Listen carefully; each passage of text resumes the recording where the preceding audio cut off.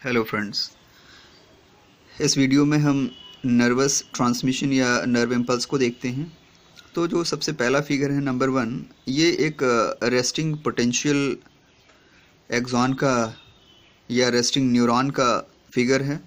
इसमें अंदर की ओर नेगेटिवली चार्ज्ड मेम्ब्रेन पे देखिए नेगेटिवली चार्ज्ड पार्टिकल्स हैं और बाहर की ओर पॉजिटिवली चार्ज्ड पार्टिकल्स हैं। अंदर कुछ पॉजिटिव चार्जेस हैं जो कि पोटेशियम आयन को शो करते हैं। इस समय जो पोटेंशियल होता है यहाँ मेम्ब्रेन्स पे ये -50 से -100 मिली वोल्ट तक होता है और इसको रेस्टिंग पोटेंशियल कहा जाता है।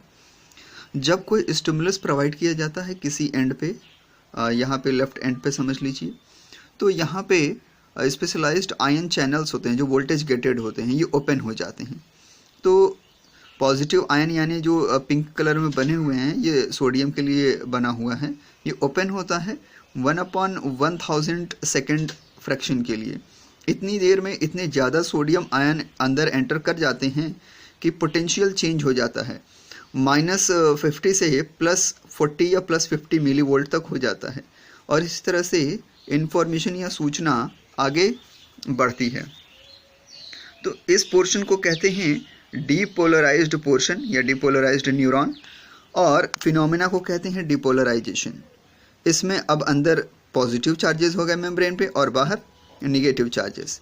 बाकी का पोर्शन अभी भी रेस्टिंग फेज में है। तो जब ट्रांसमिशन यहाँ से आगे की ओर मूव करेगा तो सेम फिनोमेना होगी, आयन के चैनल्स खुलेंगे और ये पॉजिटिव आयंस अंदर की ओर आएंगे, जैसे इस वाले फिगर में देखते हैं। देखिए आयंस पॉजिटिव अंदर की ओर आगे, पिंक आयंस, और इस तरह से इंफॉर्मेशन अब यहाँ से मूव करके इस पोर्शन तक पहुँच चुका है। ये पोर्शन इसके अंदर का फिर से नेगेटिव चार्ज आ गया और बाहर पॉजिटिव चार्ज, इसलिए रीपोलराइज्ड यानी फिर से पोलर कंडीशन में आ गया, बट अभी रेस्टिंग में नहीं आया है, सिर्फ पोलर कंडीशन में आया है, तो रीपोलराइज्ड पोर्शन कहते हैं। आगे का ये पोर्शन डीपोलराइज्ड पोर्शन है, जबकि इसके आगे अभी भी रेस्टिंग है। सेम फिनोमेना रेस्टिंग वाले में भी होगा और रेस्टिंग में फिर से आयन के चैनल्स ओपन हो जाएंगे और ये पॉजिटिव आयंस अंदर की ओर मूव करेंगे। ये कि फिर से डीपोलराइज्ड पोर्शन हो जाएगा ये, और यहाँ पे जो कि डीपोलराइज्ड ऊपर पोर्शन था अब ये रीपोलराइज्ड हो जाएगा। अब रीपोलराइज्ड पोर्शन जो कि पहले यहाँ पे था ये ओरिजिनल स्टेट नहीं है। तो ओरिजिनल स्टेट है क्या? ओरिजिनल स्टेट का मतलब सोडियम के जो पॉजिटिव आयंस है वो बाहर मेम्ब्रेन पे होने चाहिए और अंदर पोटेशियम आयन होने चाहिए, लेकिन अब ये पॉसिबल नहीं होता है और इसको अगर पॉसिबल करना है तो एटीपी यानी एनर्जी खर्च करनी पड़ेगी। तो इस पर्पस के लिए यहाँ पे सोडियम पोटेशियम एक्सचेंज पंप चलता है।